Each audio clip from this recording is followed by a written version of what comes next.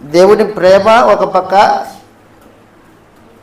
మరోపక్క క్రీస్తు ప్రభు యొక్క ప్రేమ మిళితమై శిలువ మరణం ద్వారా మానవ జాతికి రక్షణ ఉద్దేశించాడు దేవుడు.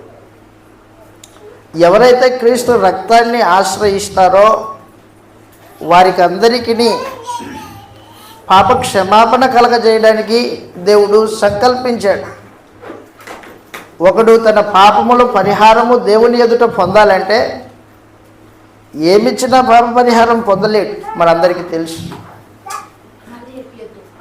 వెండి బంగారాలతో కొనుక్కునేది కాదు పాప క్షమాపణ. పాపం లేని రక్తం కావాలి. ఆ పాపం లేని రక్తం క్రీస్తు శిలువ మరణంలో చిందింపబడింది.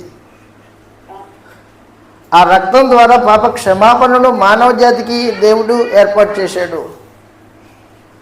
ఎవరైతే క్రీస్తు రక్తమునందు విశ్వాసం ఉంచుతారో వారు నీతిమంతులుగా తీర్చబడతారు. కొరింథీయులకు రాసిన 2వ పత్రిక 5వ అధ్యాయము 18వ వచనం నుండి ఈ మాట రాయబడింది. కొరింథీయులకు రాసిన 2వ పత్రిక 5వ అధ్యాయం 18వ వచనం నుండి